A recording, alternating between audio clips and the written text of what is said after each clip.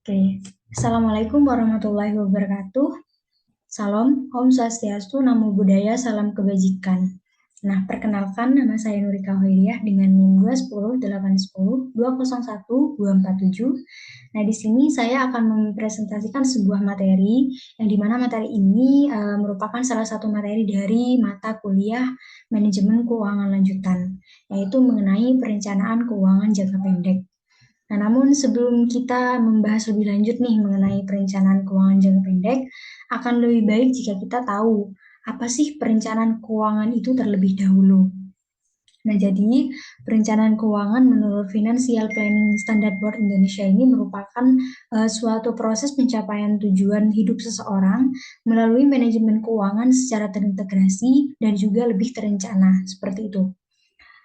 Nah, perencanaan keuangan yang baik ini juga akan memberikan kebebasan finansial bagi seseorang dalam kehidupannya yang nantinya akan berhasil mencapai tujuan-tujuan kehidupan dari individu tersebut dan juga bebas dari kesulitan keuangan akibat hutang. Seperti itu.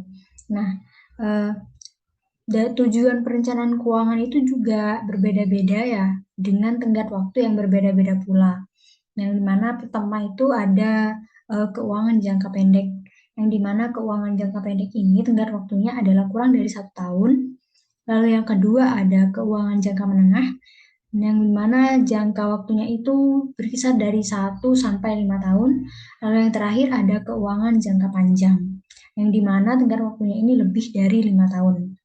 Nah, kita kan udah tahu nih perencanaan keuangan itu apa dan tujuannya kan juga bermacam-macam. Dan di salah satu tujuan itu tadi saya juga menyebutkan bahwa ada rencana keuangan jangka pendek yang dimana akan kita bahas lebih lanjut di sini. Nah, perencanaan keuangan jangka pendek itu apa sih sebenarnya? Nah, jadi salah satu fungsi manajemen itu kan perencanaan ya. Nah, dalam kegiatan perencanaan juga kita harus eh, melakukan kegiatan perkiraan itu atau yang biasa kita sebut dengan forecasting mengenai apa yang diharapkan dan apa yang akan terjadi di masa yang akan datang. Nah, eh, rencana keuangan jangka pendek ini adalah rencana kegiatan keuangan jangka pendek dan juga antisipasi pengaruh keuangan dari kegiatan perusahaan dan memiliki periode perencanaan berkisar kurang 1 tahun atau bisa kita sebut dengan rencana keuangan ini merupakan suatu pedoman atau semacam buku panduan yang memberi kita batasan finansial, rencana, dan strategi yang harus kita jalankan selama masa periode terhitung. Nah, perencanaan keuangan ini dimaksudkan untuk memperkirakan bagaimana sih posisi keuangan perusahaan di masa yang akan datang.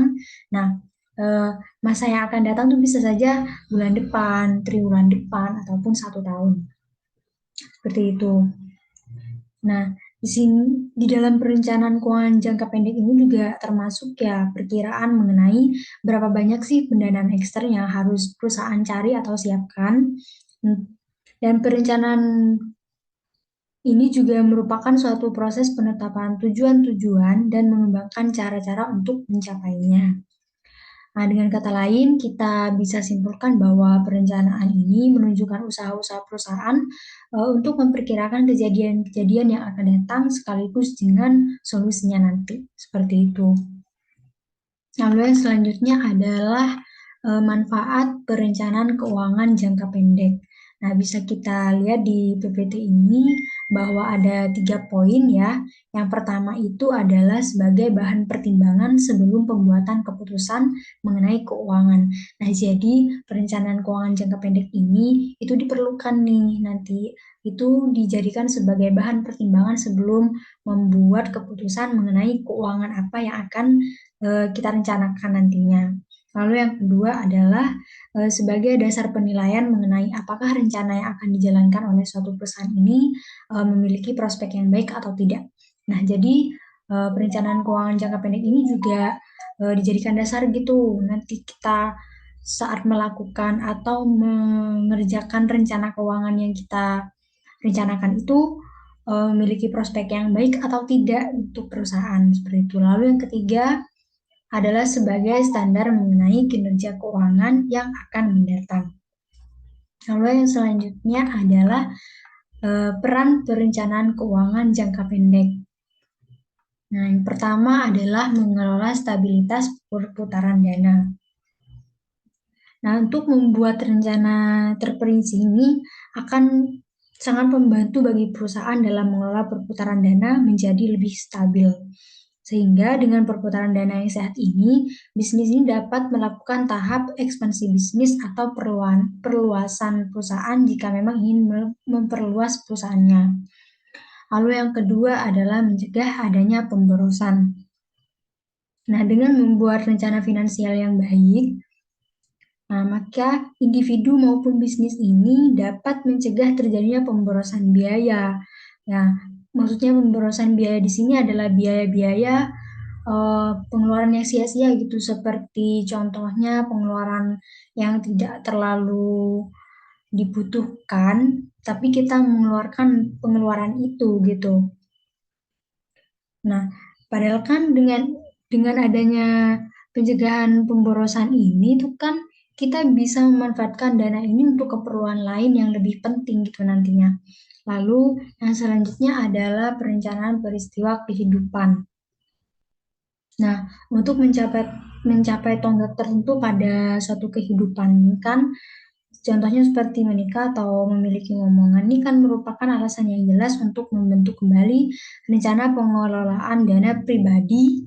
Dan untuk bisnis ini, peristiwa kehidupan yang bisa terjadi itu adalah seperti inflasi bisnis maupun pengembangan bisnis yang bisa diagendakan atau sedang kita agendakan, seperti itu. Lalu yang keempat adalah perencanaan dana pensiun. Nah, dana pensiun untuk hari tua ini harus direncanakan dengan baik ya, dari masih dini gitu. Karena hal ini adalah untuk menunjang keberhasilan pengumpulan biaya. Jadi kita harus menata kembali perencanaan finansial sesuai dengan tujuan dari dana pensiun kita nanti. Lalu yang kelima adalah belajar berinvestasi. Nah, untuk memiliki passive income yang merupakan impian bagi banyak orang di dunia ini, mungkin sekarang juga ya anak-anak muda ingin belajar berinvestasi. Nah, dengan bekerja seminim mungkin, kita masih bisa mendapat penghasilan yang besar. Nah, bagaimana sih caranya? Nah, kita bisa mulai dengan berinvestasi, yang dimana dalam berinvestasi ini kita perlu memiliki wawasan dan juga rencana keuangan yang baik, seperti itu. Lalu yang selanjutnya adalah langkah-langkah menyusun perencanaan keuangan jangka pendek. Nah, dalam menyusun rencana keuangan jangka pendek ini, kita juga memerlukan strategi finansial yang baik agar target yang kita inginkan ini juga tercapai. Namun, keuangan sehari-hari kita tuh juga tetap stabil seperti itu. Nah, kadang kan ada nih tujuan keuangan seseorang itu tercapai, namun kondisi keuangan harinya itu tidak stabil. Contohnya nih, misal ada seorang individu ingin membeli laptop. Nah, padahal untuk membayar biaya cicilan bulanannya laptop ini tidak mencukupi seperti itu. Maka untuk menghindari kasus-kasus seperti ini, perencanaan keuangan jangka pendek ini juga perlu disusun secara cermat. Nah, beberapa hal yang perlu dicermati dalam menyusun sebuah rencana keuangan jangka pendek ini ada 6 hal ya. Yang pertama adalah menentukan tujuan finansial. Nah, dengan adanya kejelasan dari tujuan keuangan ini, maka perkiraan biaya yang harus dipersiapkan setiap bulannya itu dapat ditentukan dengan lebih spesifik gitu ya. Contohnya nih, kasus membeli laptop tadi. Nah, tujuannya kan udah jelas nih kalau kita ingin membeli laptop baru.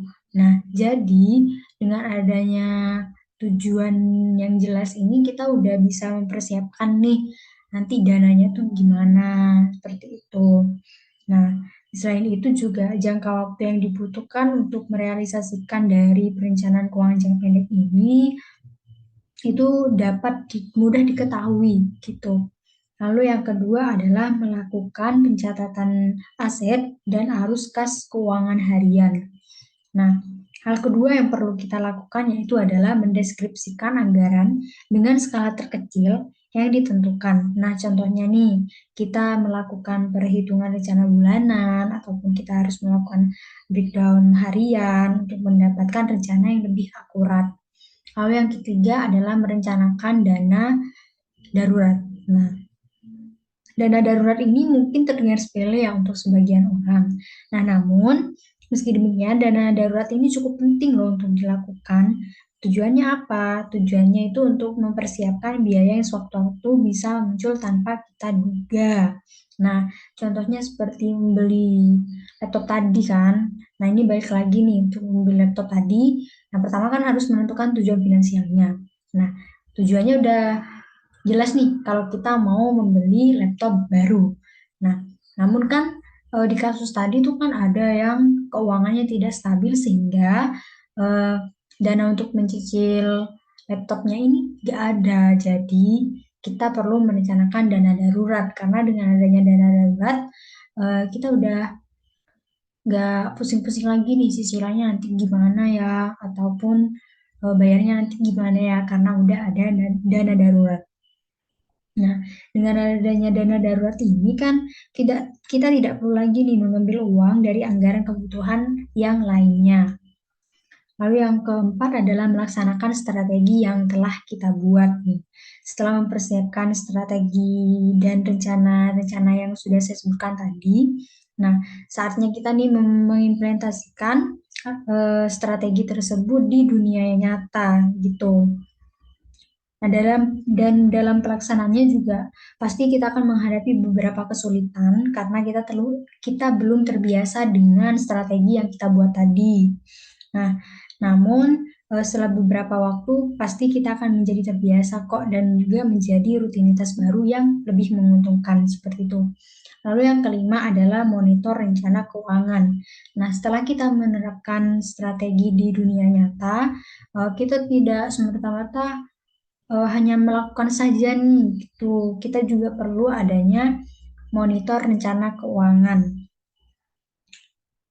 Em, karena ini penting loh untuk kita ketahui nantinya tuh dari rencana-rencana yang sudah kita lakukan tuh eh, sudah berjalan dengan baik tidak sih seperti itu.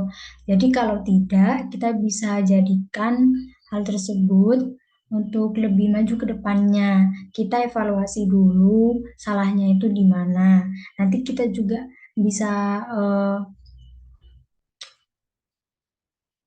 bisa mencari nih langkah apa sih baiknya yang kita lakukan untuk mengatasi kesalahan-kesalahan ini seperti itu. Lalu yang keenam adalah memperbaiki rencana keuangan. Nah, setelah kita monitor rencana keuangan, nanti kan kita tahu nih rencana keuangan kita tuh berjalan baik atau tidak. Nah, jika tidak seperti tadi, kita bisa memperbaiki rencana keuangan ini. Nah, langkah yang bisa kita lakukan itu adalah melakukan perbaikan atau introspeksi atas kekurangan atau kesalahan yang terjadi, baik itu dari sisi pengeluaran, alokasi dana, maupun penggunaan dana setiap harinya. Seperti itu. Lalu yang kelima adalah sumber perencanaan keuangan jangka pendek. Nah, sumber perencanaan keuangan jangka pendek itu ada dua. Yang pertama adalah pendanaan spontan, lalu yang kedua adalah pendanaan tidak spontan, seperti itu. Nah, yang pertama, perencanaan keuangan jangka pendek yang pendanaan spontan ini merupakan pendanaan yang dapat menyesuaikan sendiri secara spontan pada perubahan yang terjadi di perusahaan. Misalnya, ada pendanaan yang berasal dari utang akibat kegiatan atau transaksi yang dilakukan oleh perusahaan. Nah, jika tidak ada kegiatan transaksi, maka pendanaan spontan ini tidak akan muncul. Nah, contoh dari pendanaan spontan sendiri ini adalah utang pajak. Lalu yang kedua adalah pendanaan tidak spontan, yang dimana pendanaan tidak spontan ini merupakan jenis pendanaan yang tidak terpengaruh oleh aktivitas-aktivitas yang ada di perusahaan. Nah, contohnya ini adalah leasing, kredit tanpa anggunan atau kita sebut dengan KTA, dan juga pinjaman dari kredit. Nah, sedangkan contoh dari perencanaan keuangan jangka pendeknya sendiri itu bisa saja dari tabungan, deposito, saham, emas, dan sebagainya. Nah, baik, mungkin itu saja pemaparan materi dari saya mengenai perencanaan keuangan jangka pendek. Mohon maaf jika ada salah kata ataupun kurang, karena kita juga sama-sama belajar ya. Jadi saya tutup. Wassalamualaikum warahmatullahi wabarakatuh. Terima kasih.